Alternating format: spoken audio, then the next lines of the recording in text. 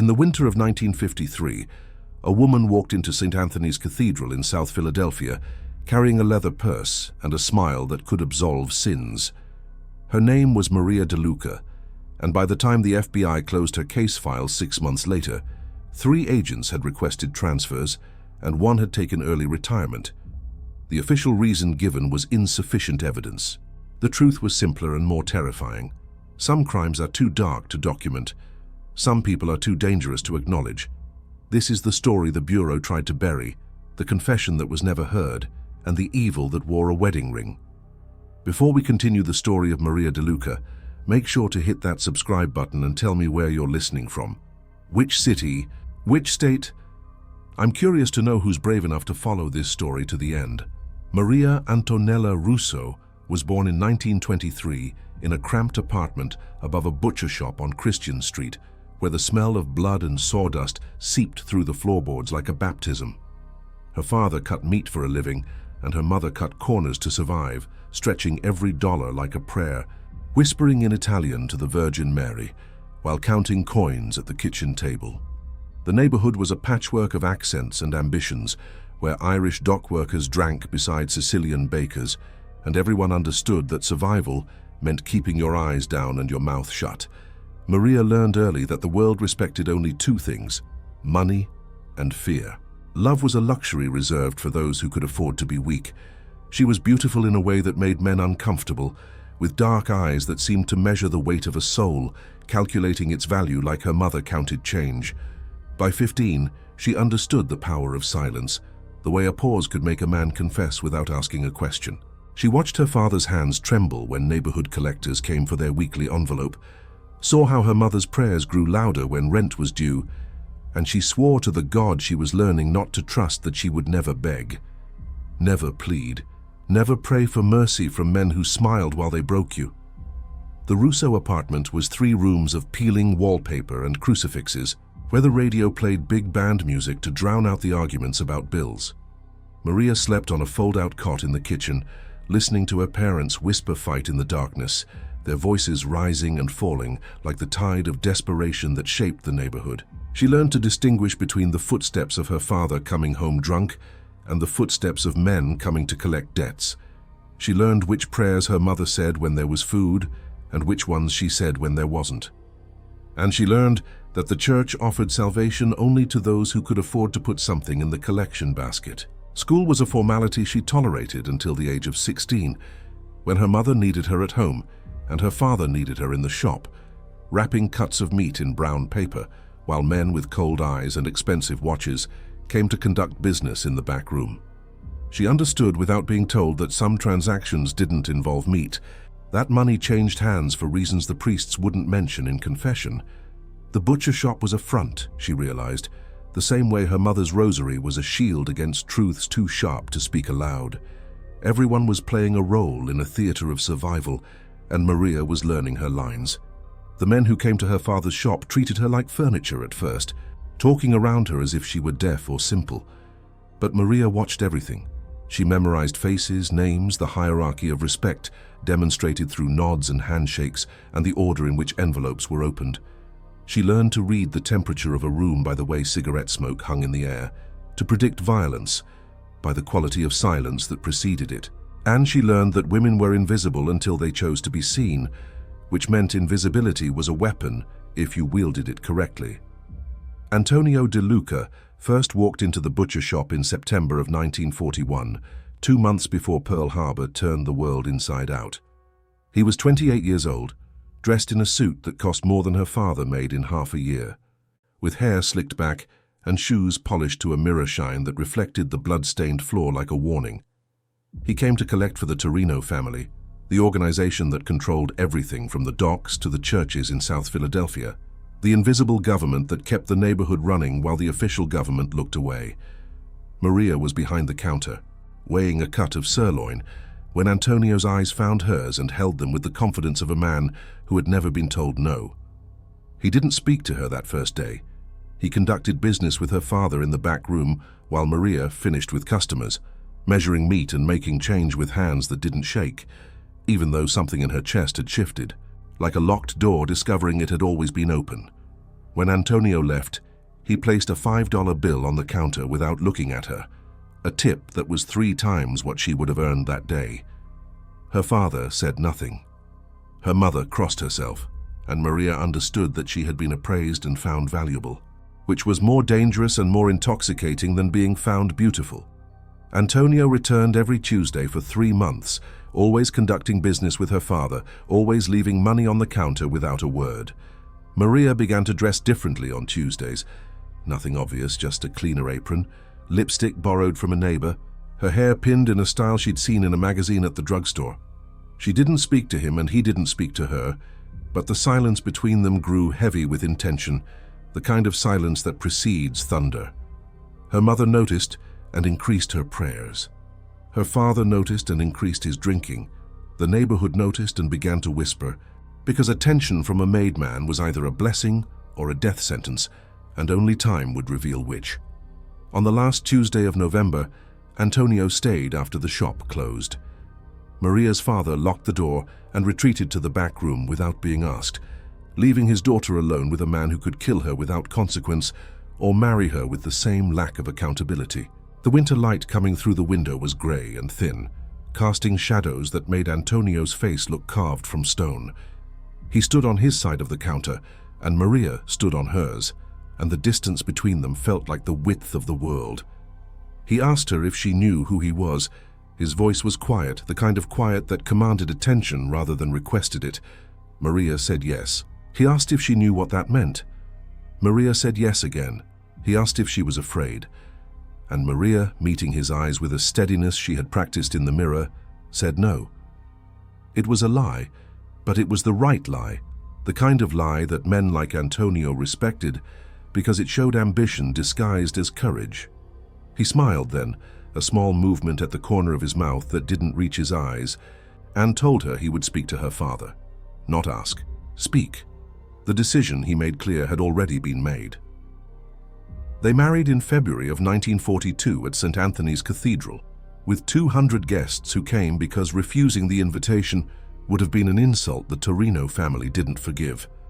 Maria wore white lace and carried lilies, walking down an aisle lined with men who trafficked in violence and women who had learned to smile through it. Her father gave her away with shaking hands and wet eyes, and her mother sobbed into a handkerchief embroidered with prayers. The priest who performed the ceremony kept his homily short, speaking about duty and obedience and God's plan with a voice that suggested he didn't believe in any of it, but understood his role in the machinery of the neighborhood. Maria made her vows in a clear voice that carried to the back pews, and when Antonio kissed her, she tasted the future, bitter and metallic like blood on a coin. The reception was held at the Venezia Club, a restaurant the Torino family owned, where the wine flowed freely, and the music played loudly enough to drown out the conversations about territory and tribute happening in the back rooms. Maria sat at the head table in her wedding dress, accepting congratulations from women who envied and pitied her in equal measure, while Antonio made his rounds, shaking hands and receiving envelopes thick with cash. She watched him work the room, noting how men straightened when he approached, how their laughter came a beat too quickly, how fear and respect were indistinguishable when you held enough power. This was the world she had married into. This was the role she would play. And as the night wore on and the champagne went to her head, Maria made herself a promise. She would not simply survive this world, she would master it. The house Antonio brought her to was in Bella Vista, a 3-story row home with marble steps and lace curtains that whispered respectability to the neighbors who knew better. It sat on a quiet street where children played stickball in the summer and where business was conducted behind closed doors in every season.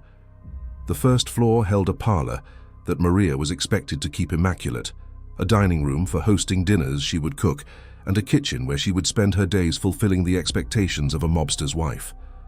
The second floor held 2 bedrooms, one for them and one for the children they were expected to produce. The third floor was locked, and Antonio told her on their wedding night that she was never to go up there, never to ask what was kept behind that door, never to mention its existence to anyone. It was the first rule of her new life. She would learn that there were many others. Being married to Antonio meant living in a state of perpetual performance. Maria was expected to attend Mass every Sunday, sitting in the same pew where Antonio's mother and sisters sat, wearing modest dresses and a silver cross that felt like a costume piece in a play about piety.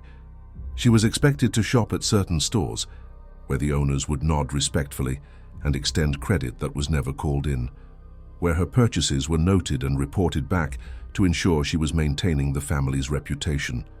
She was expected to cook Sunday dinners for Antonio's extended family, serving pasta and roasted meat to 15 or 20 people who would judge her cooking, her housekeeping, her ability to produce children, and her willingness to never ask questions about the bruises on her husband's knuckles or the blood on his shirt collars.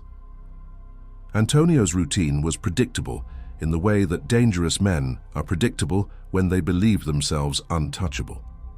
He left the house at 9 each morning, dressed in pressed suits that Maria had learned to steam to perfection, and returned at various hours depending on the business of the day. Sometimes he came home smelling of whiskey and cigars, other times of perfume that wasn't hers, but Maria had learned in her first week of marriage that jealousy was a luxury she couldn't afford. The rules were simple: keep the house clean, keep her mouth shut, keep herself available when he wanted her and invisible when he didn't. Ask no questions, expect no explanations, play the role of the devoted wife in public and the obedient servant in private. But Maria had not married Antonio DeLuca to be a servant. She had married him to escape the grinding poverty of her parents' apartment, to step into a world where money flowed like holy water, and power was the only religion that mattered. And in those early months of marriage, while cooking and cleaning and playing her part, she was studying, watching, learning the grammar of power that men like Antonio spoke fluently and assumed women couldn't comprehend. She learned by listening to telephone conversations Antonio had in the parlor, his voice dropping to a murmur when business was discussed, rising to a bark when someone had disappointed him. She learned by observing the men who came to the house for meetings, noting which ones sat in the good chairs and which ones stood, who spoke first and who waited for permission, whose opinions were solicited and whose were tolerated. She learned the hierarchy through careful observation, mapping the invisible structure of the Torino organization like a scholar mapping the heavens, understanding that knowledge of the constellation was the first step toward rearranging the stars. The wives she met at Mass and at family dinners were her unwitting teachers. They spoke freely around her, assuming she was like them, resigned to a life of silence, trading freedom for security, accepting the bargain of being married to the mob. They taught her which men could be trusted with small favors and which ones would demand payment with interest. They taught her how to hide money from husbands who believed they owned everything, including their wives' thoughts. They taught her how to read the signs of an impending war between families, how to stock the pantry before violence disrupted supply lines, how to keep children home from school when bodies might be found in the streets. They taught her, without meaning to, that women in this world had power only when men weren't looking. By the summer of 1942, Maria had learned enough to begin testing the boundaries of her cage. Small tests at first. She began managing the household money Antonio left her, stretching it further than he expected, saving the difference in a coffee can hidden behind the flour in the kitchen. She began building relationships with shopkeepers and delivery boys, the invisible network of people who kept the neighborhood functioning, paying them slightly more than necessary and earning their loyalty through small kindnesses and the implicit understanding that she was someone worth knowing. She began attending neighborhood events without Antonio, volunteering at church fundraisers and hospital benefits, making herself visible and valuable to the community in ways that had nothing to do with her husband. Antonio noticed her growing independence with the same attention he paid to most things about his wife, which was to say, almost none at all. He came home, ate the dinners she cooked, took her to bed when the mood struck him, and spent the rest of his time managing the Torino family's interests in gambling, protection, and the black market goods that had become profitable during wartime rationing. Maria was furniture to him, useful and decorative, but not worth his sustained attention, which was exactly what she needed, because Maria DeLuca, née Russo, had begun to understand something fundamental about power in the world of organized crime. Violence was common, money was plentiful among those who knew how to take it, but information, Information was rare. Information was power.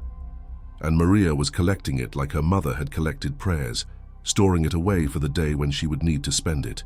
The first time she went up to the third floor, Antonio had been gone for 3 days. Business in Atlantic City, he'd told her, his tone making it clear that questions would not be welcome. Maria had waited until midnight on the third day, listening to the house settle into its nighttime silence, before retrieving the key she'd had made from the wax impression she'd taken of Antonio's key ring 2 months earlier. Her hands didn't shake as she climbed the stairs. Her heart beat steadily in her chest, like a clock measuring time until revelation. She unlocked the door and stepped into the room Antonio had forbidden her to enter. The third floor was a single large room that stretched the length of the house, with windows that had been painted black to keep the neighbors from seeing in. There were file cabinets lining one wall, a desk with a telephone, and a wall covered in photographs and papers connected by strings like a spider's web. This was Antonio's real office, the place where he tracked the Torino family's operations, where he kept the evidence that could destroy careers and end lives. Maria spent 2 hours that first night examining the contents of the room, careful to photograph each drawer, each paper, each connection on the wall with her mind, memorizing locations and relationships like a cartographer mapping enemy territory. She learned which politicians were on the family payroll, which police captains looked the other way, which judges signed warrants and which ones buried them, which priests blessed the organization and which ones kept their silence for a different kind of tribute. She learned that Antonio was not as important as he pretended to be. He was a soldier in the Torino organization, elevated by marriage to the boss's niece, performing middle management work in an empire built by men with more vision and less conscience. He collected debts and delivered messages and occasionally hurt people who needed hurting, but he was not a strategist, he was not a leader. He was a loyal dog on a leash, well-fed and well-dressed, but a dog nonetheless. And Maria, standing in that third-floor room surrounded by secrets that could topple the kingdom, realized she had married a man who was useful but not essential, which meant she could become essential herself. She returned to the third floor twice a week after that, always when Antonio was away, always in the dead of night when the neighborhood slept, and the only witnesses were the rats in the walls and the God she had stopped praying to. She began to understand the mechanics of the organization, how money flowed from the streets to the bosses, how violence was deployed strategically rather than emotionally, how loyalty was purchased and maintained through fear and favor in carefully calibrated doses. She learned the names of every man in the family, their ranks, their ambitions, their weaknesses.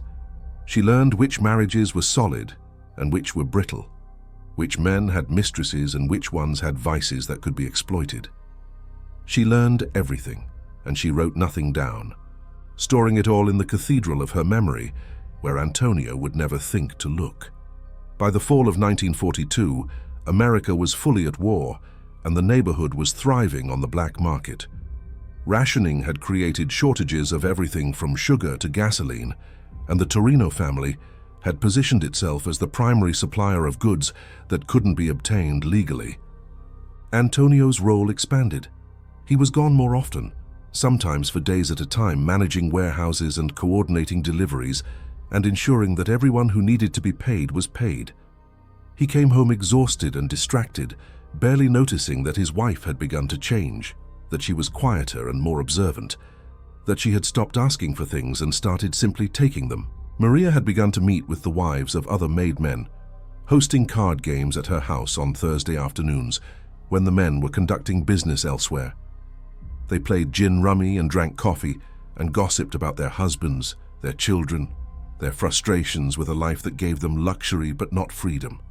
Maria listened more than she spoke, asking careful questions that seemed like sympathy but were actually intelligence gathering.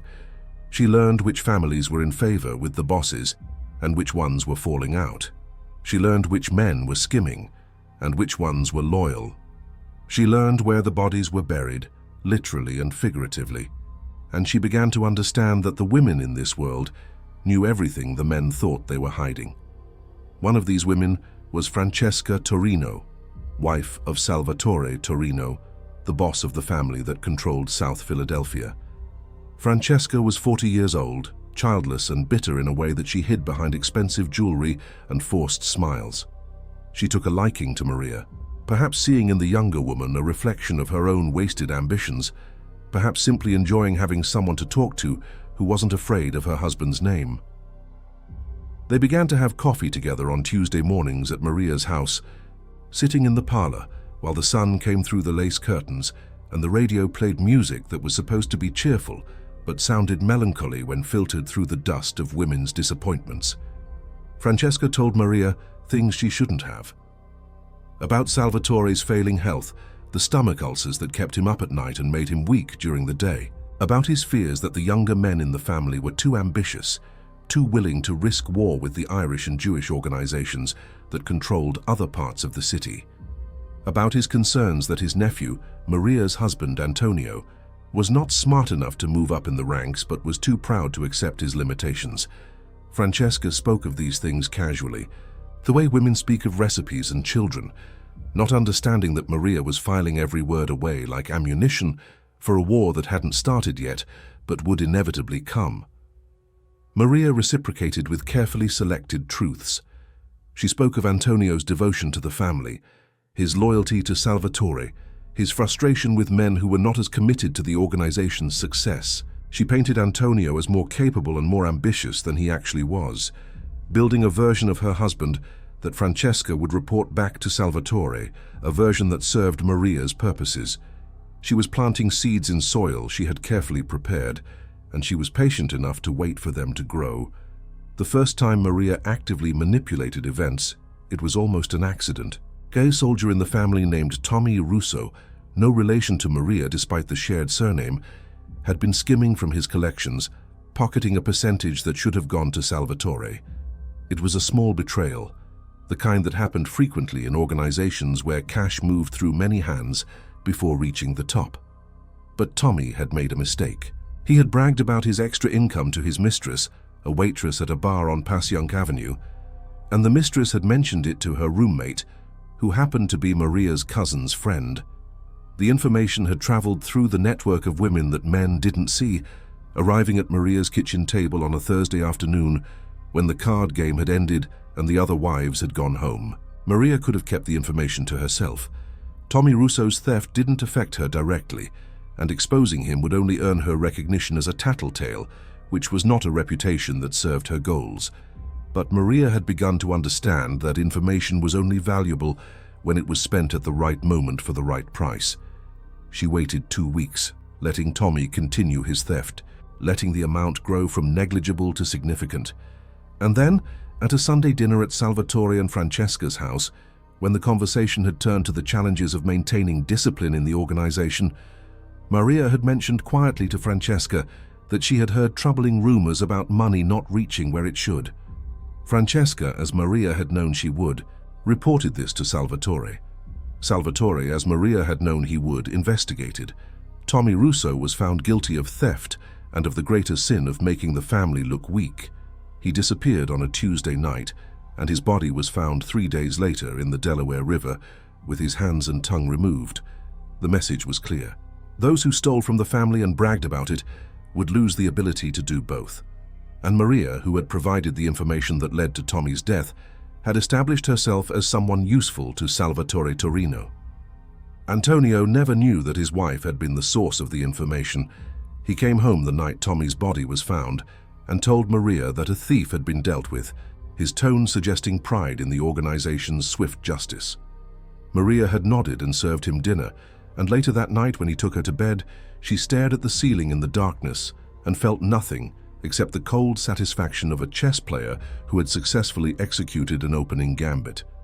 She had killed a man without touching him, without being present, without anyone except Francesca knowing she had been involved. It was intoxicating. The winter of 1943 brought snow that turned the streets of South Philadelphia into rivers of gray slush, and it brought changes to the Torino family that would reshape Maria's world. Salvatore's health continued to decline, the ulcers that Francesca had mentioned becoming an open secret among the family's leadership. He was spending more time at home, less time managing operations, and the vacuum of power was being filled by men whose ambitions exceeded their wisdom. Antonio was not one of these men. He lacked the vision and the ruthlessness required to lead, and everyone knew it except Antonio himself. Maria watched the power struggle develop, with the detachment of a scientist observing bacteria in a petri dish. There were three main contenders for Salvatore's eventual replacement: Marco Torino, Salvatore's younger brother, who had the family name but lacked the respect of the soldiers; Vincent Calabrese, who ran the gambling operations and had the loyalty of the men who worked the street corners and back rooms; and Dominic Rossetti, who controlled the union rackets and the waterfront, which meant he controlled the flow of black market goods that were keeping the family wealthy during the war years. Each man had strengths, each had weaknesses, and Maria, watching from her position as a mere wife, began to understand that the winner of this contest would be determined not by strength, but by who made the fewest mistakes. She began to cultivate relationships with the wives of all three men, expanding her Thursday card games to include more women, creating a space where information flowed freely because women underestimated other women's capacity for strategy. She learned that Marco's wife was worried about her husband's drinking, that he was making sloppy decisions and forgetting important details. She learned that Vincent's wife was afraid of her husband's temper, that he had beaten her badly enough to break her arm the previous summer, and that the soldiers who witnessed his rage were starting to question whether a man who couldn't control himself could control an organization. She learned that Dominic's wife had a lover, a young soldier who visited when Dominic was working late, and that the affair was poorly hidden and widely known among the wives, who understood that such knowledge was dangerous to possess. Maria absorbed all of this information and held it close, waiting for the moment when spending it would yield the greatest return. That moment came in March of 1943, when Salvatore collapsed during a family meeting and was rushed to the hospital with internal bleeding. He survived the immediate crisis, but the doctors made it clear that his time was limited, that the ulcers had perforated and infection had set in, that he would be lucky to see the summer. The family went into a state of heightened tension, everyone knowing that a transition of power was coming and that the transition would either be smooth or bloody, depending on how the three contenders managed the next few months. Antonio came home the night of Salvatore's collapse in a state of agitation Maria had never seen before. He paced the parlor, smoking cigarette after cigarette, muttering about loyalty and respect and men who forgot their place. Maria brought him whiskey and let him talk, understanding that he was processing his own insignificance, the realization that he would not be considered for leadership and would be reduced to serving whoever won the power struggle. He spoke of Marco's weakness and Vincent's instability and Dominic's arrogance, cataloguing their flaws with the bitterness of a man who knew his own flaws were worse. Maria listened and said little, but when Antonio finally asked her opinion, she gave him advice that was carefully calculated to serve her purposes rather than his. She told him that Marco would destroy the family through incompetence, that Vincent would destroy it through violence, that Dominic was the only one with the intelligence and control to lead. She painted Dominic as the obvious choice, the man Antonio should support if he wanted to secure his own position in the new regime. Antonio, drunk and desperate for certainty, agreed. And Maria, watching her husband make the decision she had guided him toward, felt a rush of power that was better than any drug. But Maria had no intention of supporting Dominic Rossetti. She had identified him as the most dangerous of the three contenders, the man who would consolidate power and eliminate rivals efficiently, the man who would be hardest to manipulate once he held the crown. She wanted Dominic removed from the game entirely, and she had the information to do it. She went to Francesca the next day, visiting her at home under the pretense of checking on how she was coping with Salvatore's health crisis. They sat in Francesca's kitchen, drinking coffee, and Maria spoke carefully and quietly about her concerns for the family's future. She mentioned that she had heard troubling things, rumors that she hoped were untrue, but felt obligated to share out of loyalty to Francesca and Salvatore.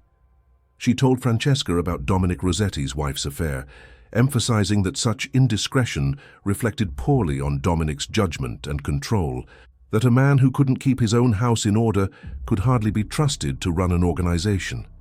She spoke with concern rather than accusation, planting the seed and trusting Francesca to water it with her own fears and prejudices. Francesca, as Maria had known she would, was scandalized. Infidelity in marriages was common enough, but for the wife of a potential boss to be unfaithful with a lower-ranked soldier was a humiliation that struck at the core of the family's honor code. Francesca promised to speak to Salvatore, and Maria left knowing that she had lit a fuse whose explosion she could not fully predict, but which would certainly damage Dominic's prospects. The explosion came faster than Maria expected. Salvatore, even from his hospital bed, wielded power like a blade. He ordered an investigation into Dominic's household, and when the affair was confirmed, he summoned Dominic to the hospital for a conversation that lasted 10 minutes and ended with Dominic leaving ashen-faced and diminished. Dominic did not lose his position, but he lost something more important: Salvatore's favor. The old man had made it clear that a contender who couldn't control his own wife could not be trusted to control the family. Dominic's bid for leadership was over before it had truly begun. Maria watched this unfold with satisfaction that she was careful to hide. She attended mass and cooked dinners and played the role of concerned wife, all while knowing that she had eliminated one of the three contenders through nothing more than well-placed words. She had demonstrated to herself that she was capable of moving pieces on a board that men believed only they could see, and she began to plan her next moves with the confidence of someone who understood that power was not inherited or taken, but rather manufactured through careful manipulation of people who believed themselves too smart to be manipulated. Antonio, oblivious to his wife's machinations, was relieved that Dominic was no longer a serious contender. He had committed himself to supporting Dominic and was now scrambling to reposition himself as neutral, unwilling to back either Marco or Vincent until the outcome was more certain. Maria let him flounder, understanding that Antonio's ineffectiveness was an asset to her plans. A capable husband would have noticed her activities. An incompetent one gave her the freedom to operate in shadows he couldn't perceive. The power struggle between Marco and Vincent intensified through the spring of 1943. Both men began making moves to secure loyalty among the soldiers, offering favors and making promises about how the family would operate under their leadership. Violence was being held in check only by Salvatore's lingering presence and the understanding that the old man, even dying, could still order executions for those who disrupted the peace he had built. But everyone knew that once Salvatore was gone, the restraints would disappear. The family was headed toward a war that would either be resolved quickly or would tear the organization apart. Maria decided that neither Marco nor Vincent should win. Both men were flawed in ways that would make them difficult to influence. Marco would be a weak boss, but his weakness would make him paranoid, surrounding himself with family members who would insulate him from outside counsel. Vincent would be a strong boss, but his strength came from violence rather than strategy, and Maria understood that men who relied on violence were unpredictable and dangerous to those around them. She needed someone else, someone she could shape, someone who would owe her everything and understand that his power was borrowed from her cleverness rather than earned through his own merit. She needed someone like Antonio. The idea formed slowly, growing from impossible to merely improbable to potentially achievable through a series of careful steps. Antonio was not smart enough to lead the family on his own, but Maria was smart enough for both of them. Antonio was not respected enough to command loyalty, but Maria could manufacture that respect through strategic actions and careful manipulation of perception. Antonio was not ruthless enough to eliminate rivals, but Maria had already proven she could arrange deaths without dirtying her own hands. The more she considered it, the more feasible it became. She could make Antonio the boss of the Torino family, and through Antonio, she could become the real power in South Philadelphia. The first step was to elevate Antonio's status within the family. He needed to be seen as more capable, more essential, more worthy of leadership than he actually was. Maria began this process by manipulating the information that flowed through the network of wives. She casually mentioned to several women that Antonio had solved problems that had actually been solved by others, taking credit that he would never claim for himself, but that would be attributed to him through the whispers of women whose opinions shaped their husbands' perceptions. She described him as Salvatore's most loyal soldier, the man the old boss trusted above all others, a fiction that became truth through repetition. She also began to sabotage both Marco and Vincent, using the same techniques she had employed against Dominic, but with more subtlety, spreading information slowly enough that no one could trace it back to its source. She let it be known that Marco's drinking was worse than people realized, that he had made a pass at a soldier's wife at a party, that his judgment was impaired by alcohol and ego. She let it be known that Vincent's temper had cost the family money, that he had beaten a debtor so badly that the man's business had collapsed, that his violence was becoming a liability rather than an asset. Each piece of information was true or true enough, and each piece worked like acid on the foundations of their reputations. By the time Salvatore Torino died in June of 1943, the landscape of power in the family had been invisibly reshaped by Maria DeLuca's patient work. Antonio had been elevated in perception, if not in reality. Marco had been diminished by whispers about his character. Vincent had been painted as dangerously unstable.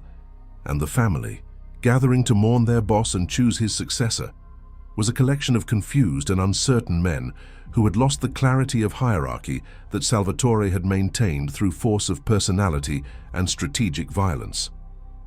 The meeting to choose Salvatore's successor was held at the Venezia Club on a Sunday afternoon, when the restaurant was closed to the public. 20 made men sat around tables that had been pushed together, drinking wine and smoking cigars, and arguing about the future of the organization. Antonio was present, as were Marco and Vincent, and a dozen other men whose opinions would shape the consensus. Maria, of course, was not there. Women were not permitted at such meetings, but Maria didn't need to be there. She had already done her work. Antonio came home that evening with news that shocked him and would have shocked anyone who had not been manipulating events for months. The family had chosen him, not Marco despite the family name, not Vincent despite the loyalty of the soldiers. But Antonio DeLuca, husband of Maria, had been selected to lead the Torino family through the uncertain times ahead. The decision had been rationalized through various arguments. Antonio's loyalty was unquestionable. Antonio's judgment was sound. Antonio had Salvatore's favor, evidenced by years of trust and confidence. And perhaps most importantly, Antonio was not aligned with any faction within the family, which meant he could unite rather than divide. None of this was true, but truth had ceased to matter the moment Maria had begun reshaping perception.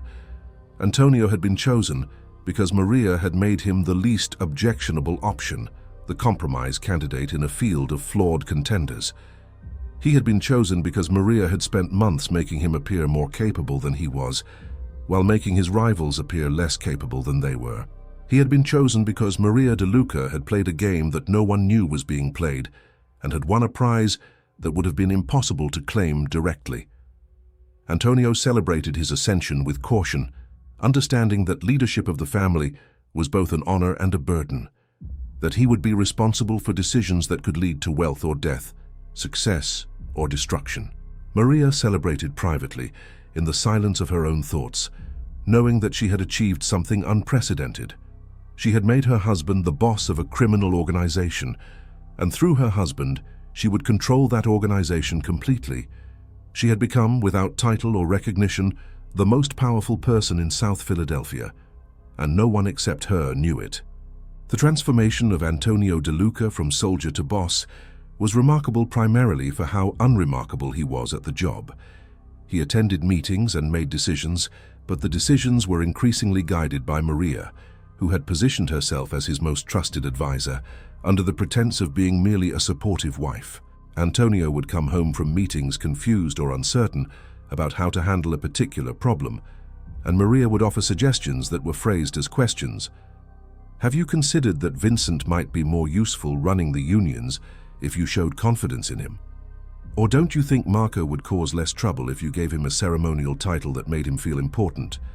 Antonio would consider these suggestions, believe them to be his own insights, and implement them with the confidence of a man who thought he was leading rather than being led. Maria had discovered something that would have been obvious if she had been allowed to study power directly rather than learning it through observation. Most men were not naturally leaders.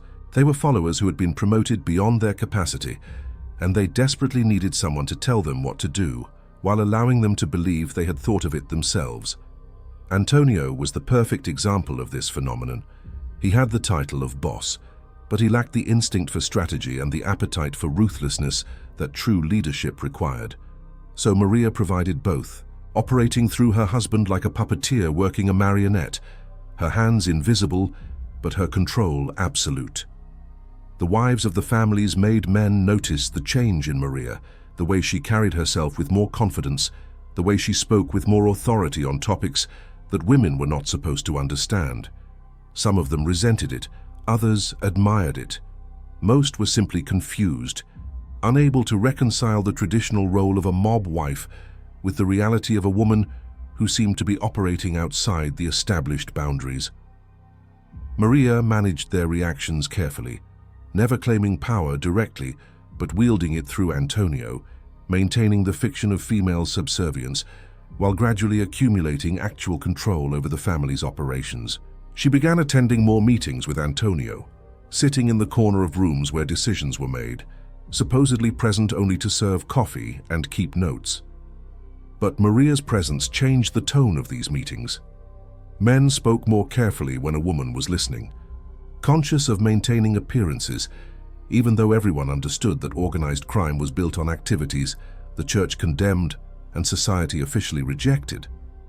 Maria used this discomfort to her advantage, her presence a constant reminder that the walls had ears, that indiscretion would be remembered, that loyalty was being measured not just by Antonio, but by the woman who stood behind him.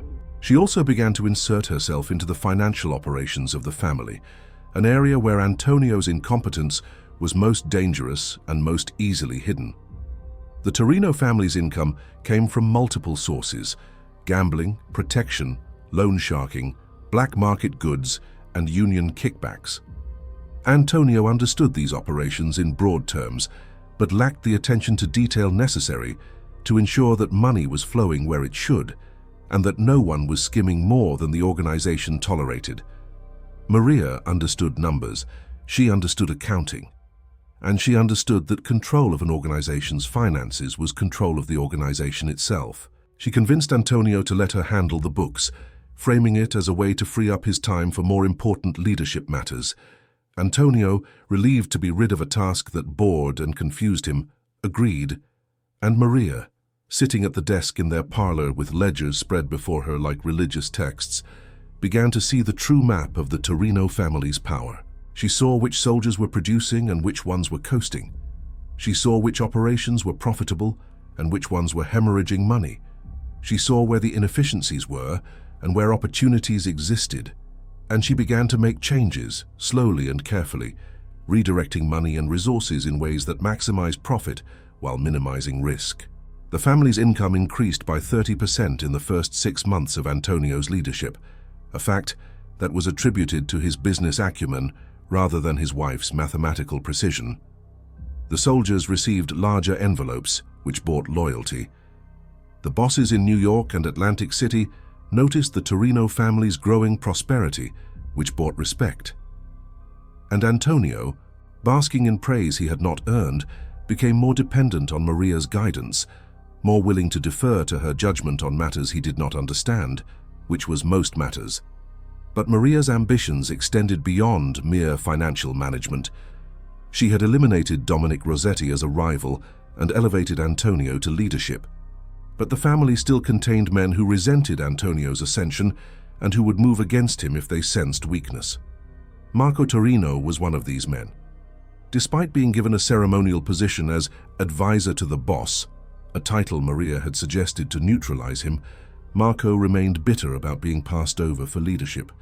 He drank heavily and spoke carelessly, and through the network of wives, Maria learned that he was beginning to make noises about how the family had been stronger under his brother Salvatore, how Antonio was not a real leader, how the organization was being run by a woman, which was the worst insult a man like Marco could conceive. Marco's resentment was dangerous because it was shared by others.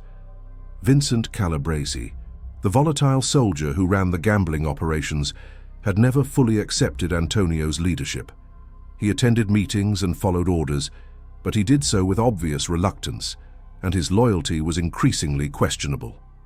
The combination of Marco's bitterness and Vincent's violence created a potential alliance that could destabilize Antonio's position and, by extension, Maria's carefully constructed power structure. Maria decided that both men needed to be removed, not immediately, not obviously, but permanently. She had learned from her success with Dominic Rossetti that the key to eliminating rivals was to make them destroy themselves, to create circumstances where their own flaws became their undoing. Marco's flaw was his drinking and his inability to keep his mouth shut. Vincent's flaw was his temper and his tendency toward violence that was excessive even by the standards of men who made their living through intimidation. She began with Marco.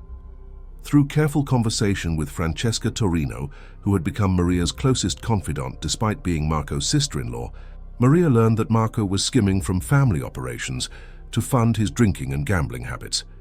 It was a relatively small betrayal, the kind that was common among soldiers, but unforgivable in someone who carried the Torino name and held a position of honor.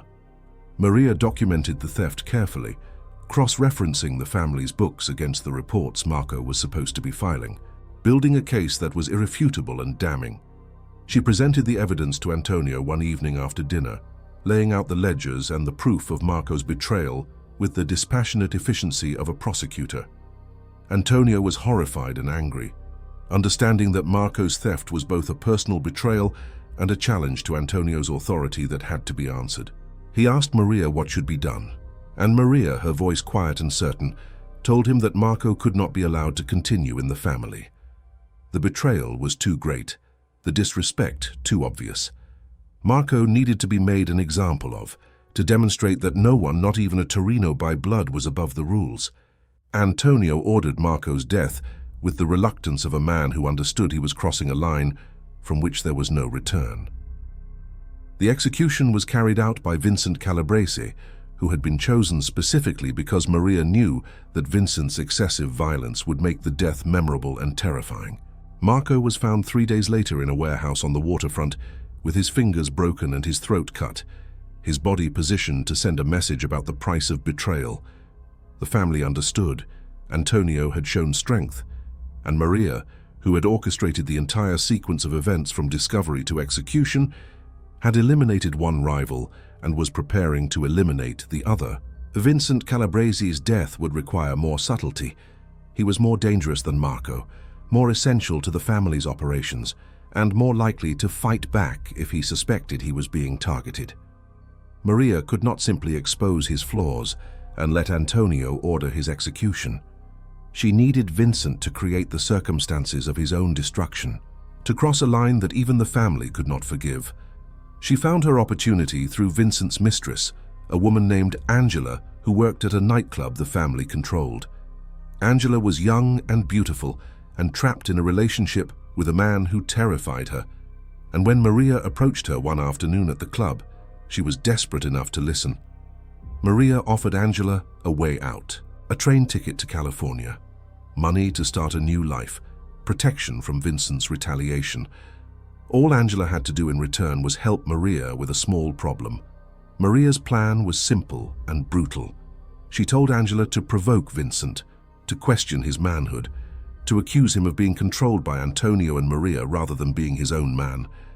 She told Angela to do this in public, at a family social event where other soldiers would witness it. And she told Angela exactly what Vincent would do in response, because men like Vincent were predictable in their violence, and that predictability could be weaponized. The provocation happened at a 4th of July celebration at the Venezia Club in 1943. Angela, following Maria's script, had too much to drink and began arguing with Vincent in front of a dozen witnesses. She accused him of being a coward, of being afraid of Antonio, of being less of a man than the soldiers he commanded. Vincent's face turned red and then white, and everyone in the room could see the violence building in him like pressure in a boiler. He grabbed Angela by the arm hard enough to leave bruises and dragged her outside into the alley. What happened next was witnessed by several people whom Maria had carefully positioned to see it. Vincent beat Angela with a rage that went beyond discipline or punishment. into something that looked like murder. He broke her nose and her ribs and left her bleeding in the alley before walking away, his knuckles split and his breathing heavy. Angela survived, but barely, and the witnesses reported what they had seen with a horror that was genuine despite being orchestrated. Vincent had crossed a line. He had attacked a woman under the family's protection in view of other soldiers. He had shown a loss of control that suggested he was more liability than asset. Antonio was forced to act. The soldiers expected it. The families in New York and Atlantic City were watching to see how the young boss would handle a subordinate who had violated the codes of behavior that separated organized crime from mere savagery. And Maria, sitting beside Antonio in their parlor as he wrestled with the decision, reminded him quietly that leadership required difficult choices, that Vincent's violence had become a threat to the family's stability, that strength meant eliminating problems before they destroyed you. Vincent Calabrese disappeared on a Tuesday night in July of 1943. His body was never found, which was a mercy the family extended to soldiers whose deaths were necessary, but regretted. The official story was that Vincent had left Philadelphia, that he had decided to start fresh somewhere the family's reach didn't extend, that his departure was voluntary and amicable. No one believed this story, but everyone understood that believing it was safer than questioning it. Vincent was gone. Antonio had demonstrated the ability to make hard decisions, and Maria had eliminated the last serious threat to her control of the family. She visited Angela in the hospital the day after Vincent's disappearance, bringing flowers and an envelope of cash. Angela was bruised and broken, her face swollen and her eyes reflecting the knowledge that she had been used. Maria sat beside her bed and spoke softly about fresh starts and second chances. And when she left, Angela had a train ticket to Los Angeles and enough money to disappear into a new life. Maria had kept her promise. She always kept her promises when it served her purposes. And Angela, grateful and terrified in equal measure, understood that she had participated in a murder and that her silence about Maria's role was the price of her survival. The years from 1943 to 1946 were the height of Maria DeLuca's power, a period when she operated the Torino family through Antonio with a skill that approached artistry. The family prospered under her guidance, expanding into new territories and operations, while maintaining the discipline and loyalty that had been Salvatore's legacy. Maria was never publicly acknowledged as anything other than Antonio's wife, but within the organization, her influence was an open secret. The soldiers called her La Donna behind her back, the woman, a title that carried respect and fear in equal measure. She had learned to navigate the contradiction of being both invisible and omnipresent, of wielding power while appearing to have none. She attended Mass every Sunday, sitting in the same pew with a rosary in her hands and a prayer on her lips, the picture of Catholic devotion. She hosted dinners and charity events and fundraisers for the church, playing the role of the community-minded wife whose husband happened to be successful in unspecified business ventures. But behind this performance of traditional femininity, she was running an organization that generated millions of dollars annually through activities that would have horrified the priests who blessed her at communion. The war had been good for business. Rationing and shortages created opportunities for men who could supply goods through alternative channels. The Torino family controlled the flow of gasoline, sugar, coffee, and meat through South Philadelphia, selling to restaurants and stores and individuals at prices that reflected the market value of scarcity. Antonio's name was on the operation, but Maria had structured it, identifying suppliers and distribution networks and pricing strategies that maximized profit while minimizing the risk of law enforcement intervention. She had a gift for understanding systems and exploiting their weaknesses, and the chaos of wartime America was a system ripe for exploitation. She also began to cultivate relationships with people outside the traditional mafia networks. She befriended the wives of police captains and city councilmen, attending the same charity events and sitting on the same committees, building social capital that could be converted into protection when necessary. She donated generously to political campaigns and church-building funds, buying goodwill and influence in installments that were small enough to seem benign but large enough to be remembered. She was building a network of legitimate power to complement the illegitimate power she wielded through the family, understanding that true security came from being indispensable to multiple constituencies rather than just one. But success brought attention, and attention brought risk. The FBI had begun to take notice of the Torino family's growing wealth and influence. Agents had started appearing in the neighborhood, asking questions and taking photographs and building files on the organization's key members. Antonio was one of these key members, identified as the boss of a criminal enterprise that was thriving while legitimate businesses struggled with wartime restrictions. Maria understood that federal attention was different from local police attention. The FBI could not be bought as easily, could not be intimidated as reliably, and had resources and patience that local cops lacked. She began to prepare for the possibility that Antonio might be arrested, that the family's operations might be disrupted by federal prosecution. She diversified the family's income streams, moving money into legitimate businesses that could survive legal scrutiny. She established offshore accounts in banks that did not cooperate with American law enforcement. She created multiple layers of insulation between Antonio and the family's criminal activities, making it harder for prosecutors to prove direct involvement. And she prepared herself for the possibility that she might need to run the family without Antonio, that his absence might require her to step out of the shadows and into direct leadership. That moment came in December of 1945, when Antonio was indicted on charges of racketeering and conspiracy. The FBI had built a case based on testimony from informants and wiretaps and financial records that suggested Antonio was the head of a criminal organization. The evidence was substantial but not conclusive, the kind of case that could go either way depending on the skill of the lawyers and the composition of the jury. Antonio was released on bail and came home ashen-faced and terrified, understanding that he was facing decades in prison if convicted. Maria reassured him that they would fight the charges, that they had the best lawyers and the resources to win.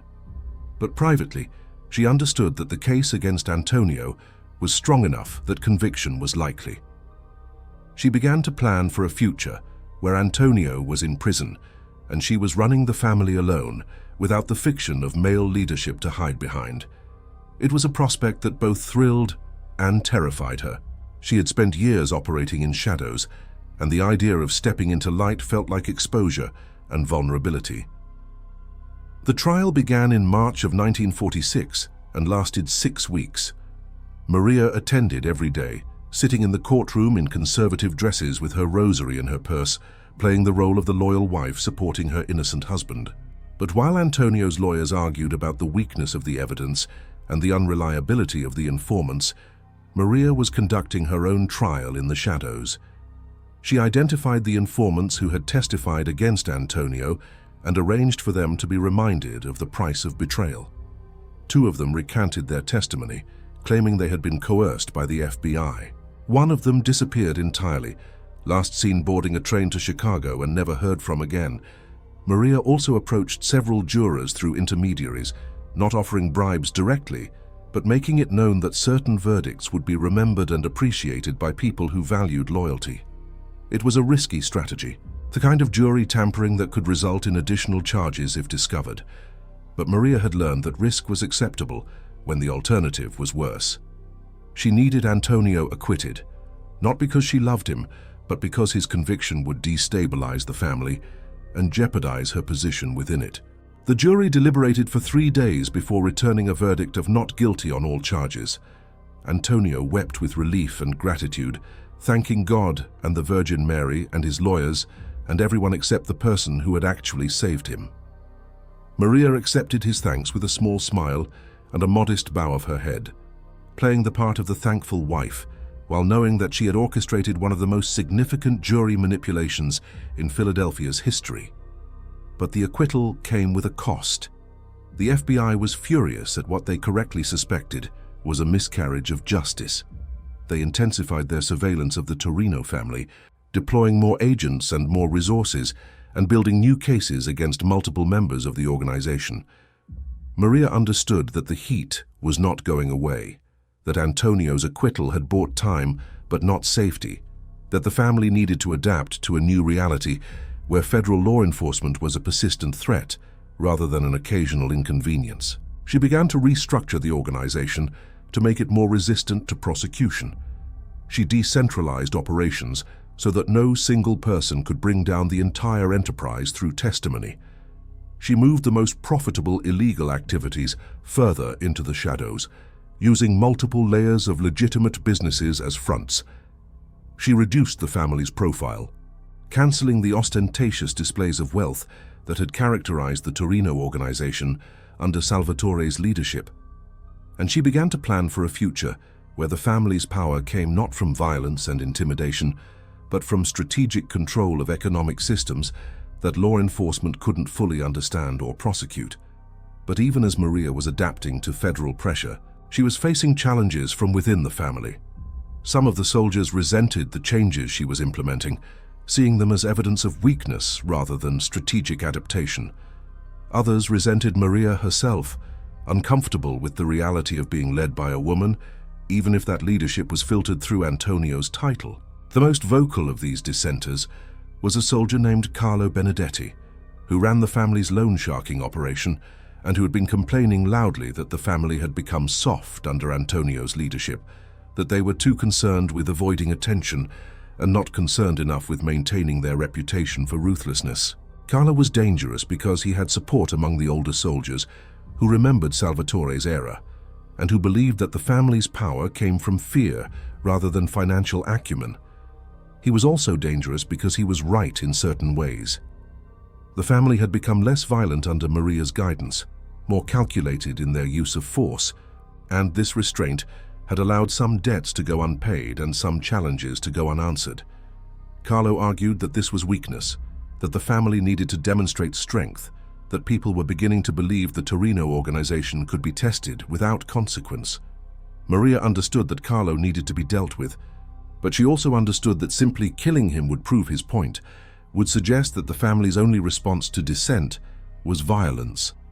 She needed a more sophisticated solution, one that would neutralize Carlo while reinforcing her vision of how the organization should operate. She found her opportunity when Carlo made a mistake that was both predictable and fatal. Carlo had been skimming from the loan sharking operation, taking a percentage that exceeded what was allowed, even for men in positions of authority. It was a common enough crime in organizations where cash moved through many hands, but Carlo had compounded his theft with arrogance, believing that his seniority and his vocal criticism of Antonio made him untouchable. Maria discovered the theft through careful analysis of the books, noting discrepancies between what Carlo reported and what the actual collection amounts suggested. She documented everything meticulously, building a case that was irrefutable. She presented the evidence to Antonio and to the senior members of the family in a meeting at the Venezia Club on a Sunday afternoon in August of 1946. Maria attended this meeting, breaking protocol by being present during what was traditionally an all-male gathering, but her presence was necessary to explain the financial evidence she had compiled. She laid out the numbers with precision, showing exactly how much Carlo had stolen and for how long, and she made it clear that the theft represented not just a financial loss, but a betrayal of the trust that held the organization together. The senior members were convinced by the evidence and disturbed by the implications. If Carlo could steal with impunity, then anyone could. The foundation of the family was loyalty enforced through consequences, and Carlo's theft without punishment would undermine that foundation completely. The decision was made quickly and without drama. Carlo Benedetti would be killed, and his death would serve as a reminder that no one was above the rules, that seniority did not grant immunity from consequences. Carlo was executed 2 days later, shot in the head in the basement of a social club on Federal Street. His body was left where it would be found, a violation of the usual practice of disposing of bodies discreetly, because Maria wanted the death to be public and symbolic. She wanted the family to understand that dissent would be tolerated only up to the point where it crossed into betrayal. That criticism was acceptable, but theft was not. That the new order she was building through Antonio was not weak, but rather strategically ruthless. The message was received. The grumbling about Antonio's leadership and Maria's influence quieted after Carlo's death, replaced by a grudging acceptance that the family was prospering under their guidance, even if the methods were different from what the soldiers had known under Salvatore. Maria had demonstrated that she could be as ruthless as any man when circumstances required it, and that demonstration brought her credibility and fear, the twin currencies of leadership in the world she inhabited. By 1947, Maria DeLuca had achieved a position of power that would have been impossible for a woman to achieve through any legitimate means. She controlled a criminal organization that generated more money than most legitimate businesses, wielded influence over politicians and police and judges, and commanded the loyalty of men who made their living through violence and intimidation. She had done this while maintaining the public facade of being nothing more than a devoted wife and active community member, a contradiction that she managed through careful compartmentalization and ruthless discipline. But power at this level came with isolation. Maria had no friends in any meaningful sense, only allies and assets and people who were useful until they weren't. Francesca Torino had died of cancer in 1946, taking with her the only relationship Maria had that resembled genuine companionship. The other wives were either too intimidated by Maria's influence or too resentful of her power to offer friendship. And Maria had long ago learned that vulnerability was a luxury she couldn't afford. She lived in a world where trust was fatal and where the only person she could rely on completely was herself. Antonio had become increasingly dependent on her, to the point where he functioned more as a spokesman than a leader. He made appearances at meetings and social events, shaking hands and making speeches, but everyone understood that the real decisions came from Maria. Antonio seemed content with this arrangement, grateful to have someone handling the complexities of leadership while he enjoyed the status and rewards. Maria found his complacency both useful and contemptible, understanding that she had created a puppet so perfect that it didn't know it was being controlled. The loneliness of her position was compounded by the fact that she could never acknowledge what she had accomplished. In any other field, a person who had built an organization from near collapse to prosperity would be celebrated and studied. But Maria's achievements had to remain invisible, attributed to Antonio or to luck or to the collective efforts of the family. She could never claim credit for the strategies she devised or the obstacles she had overcome. Her legacy would be silence and rumors, whispers about the mob wife who was too evil for the FBI files, a cautionary tale rather than an inspiration. This invisibility began to chafe as Maria approached her 30th birthday in the summer of 1947. She had spent 7 years building power, only to realize that the power itself was a cage, that she had trapped herself in a role that allowed her to control everything but acknowledged none of it. She began to wonder what the point of power was if it had to be hidden, what the value of success was if it could never be celebrated. These thoughts were dangerous, the kind of existential questioning that led to mistakes, and Maria forced herself to focus on the daily work of managing the family rather than dwelling on abstract questions of meaning and recognition. But the questions persisted, growing louder in the quiet moments when she sat alone in her parlor doing the books or lay awake beside Antonio listening to him snore. She had achieved everything she had set out to achieve when she married into the mob, but the achievement felt hollow, like winning a game whose rules ensured the prize would never satisfy. She had wanted money and power and security, and she had obtained all three, but in the process, she had sacrificed any possibility of genuine human connection, any hope of being known and understood and valued for who she actually was, rather than the role she played. The darkness that had always existed in Maria, the cold calculation that allowed her to order deaths without remorse, began to deepen during this period. She found herself taking risks that were unnecessary, making decisions that were more cruel than strategic, testing the limits of what she could do without consequence. She began to view the people around her not as humans, but as pieces in a game, their suffering and death no more significant than the movement of pawns across a chessboard. This sociopathy had always been part of her nature, but it had been tempered by ambition and controlled by the need to appear normal. As her power grew absolute, the restraints disappeared. One manifestation of this deepening darkness was her treatment of women she perceived as threats or rivals. Maria had always been ruthless with men who challenged her, but she had maintained a certain solidarity with other women, understanding that they were all navigating a world designed to oppress them. But as her power grew, this solidarity transformed into paranoia and cruelty. She began to view all women as potential threats, competitors for the limited space available to females in a male-dominated world, and she dealt with these threats with a creativity that was disturbing in its attention to psychological rather than merely physical destruction. There was a young woman named Isabella who worked as a bookkeeper for one of the family's legitimate businesses, a restaurant that served as both a profitable enterprise and a money laundering operation.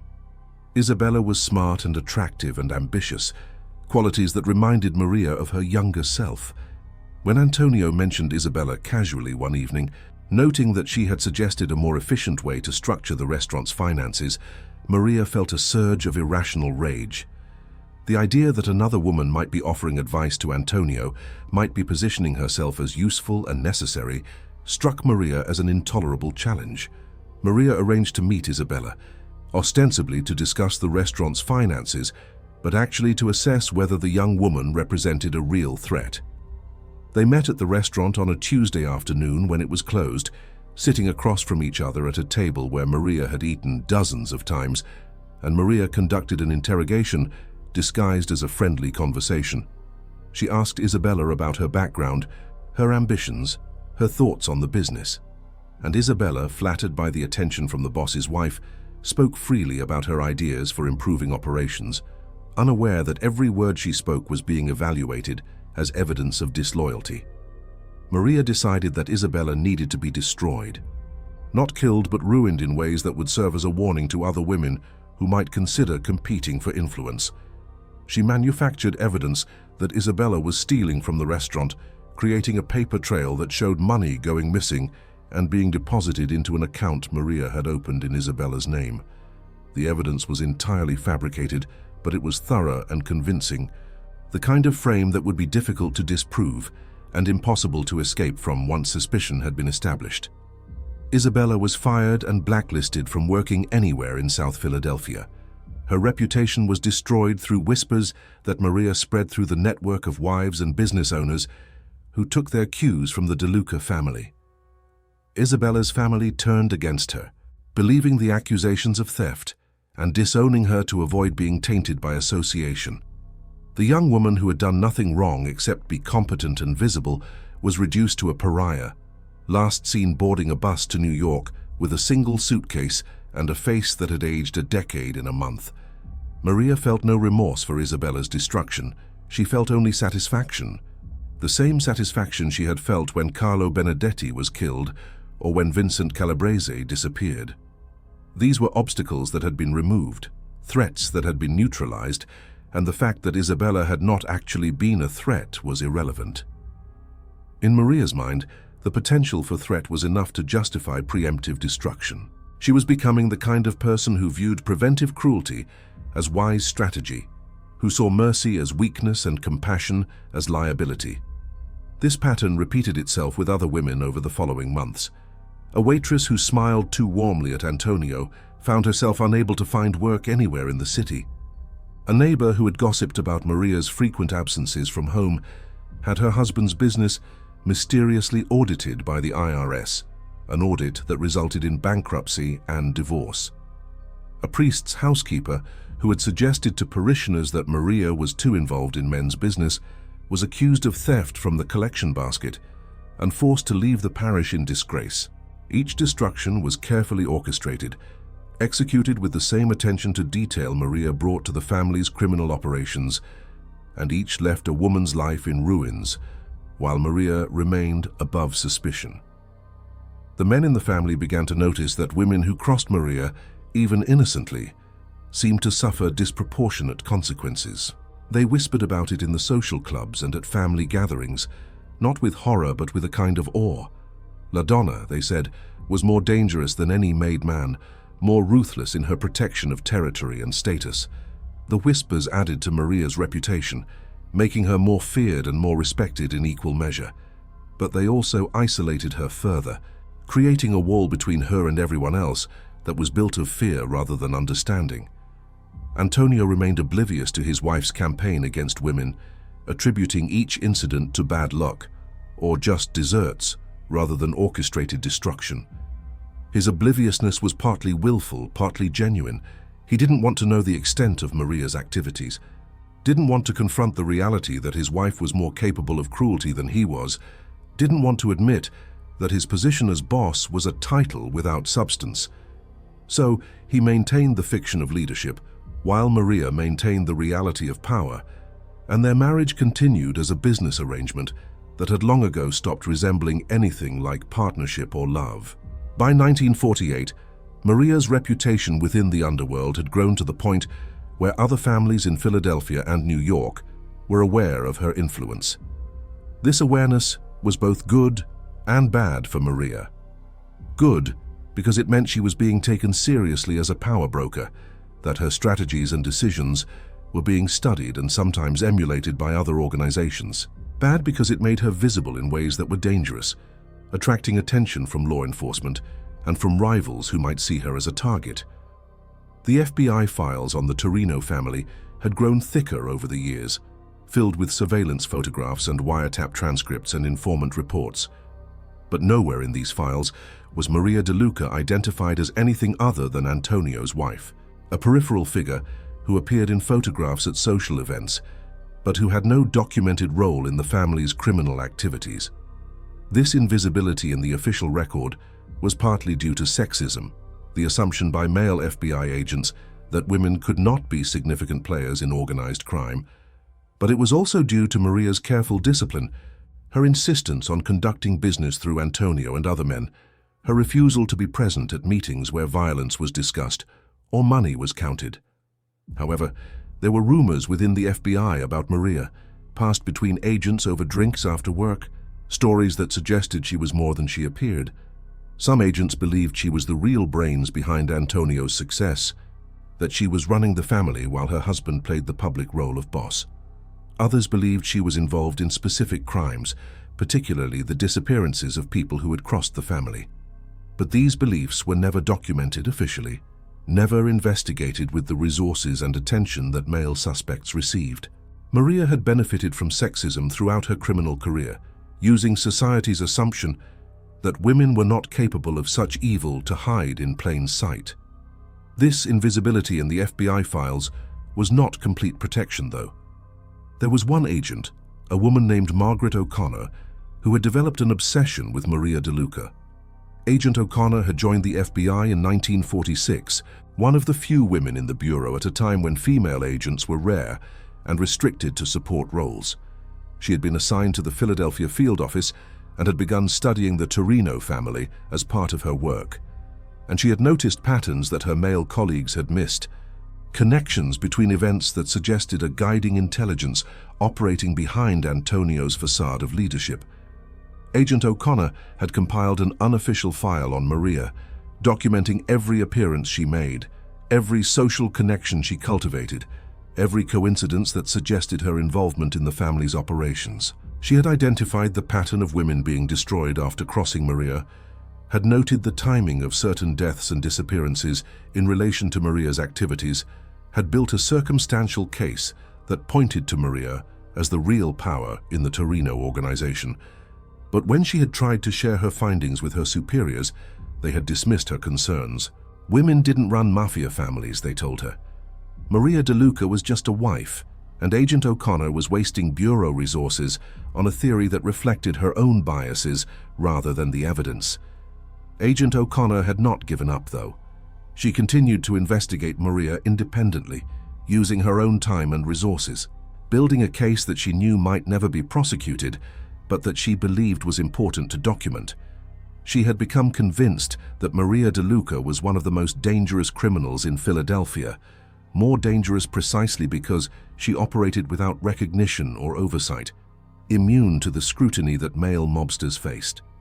Agent O'Connor understood, in a way that her male colleagues could not, that the invisibility of women in the criminal justice system was not a protection for society, but a vulnerability, that it allowed certain kinds of evil to flourish unchecked. Maria became aware of Agent O'Connor's interest through the family's sources within law enforcement. A police captain who was on the Torino payroll had mentioned that an FBI agent was asking questions about Antonio's wife, that this agent seemed to have theories about Maria's role in the organization. The captain had laughed about it, dismissing the agent as a woman with an overactive imagination, but Maria had not laughed. She understood that Agent O'Connor represented a threat precisely because she was willing to see what others dismissed, because she operated outside the assumptions that had protected Maria for years. Maria considered having Agent O'Connor killed, eliminating the threat before it could develop into something more serious, but killing a federal agent was a line that even the most powerful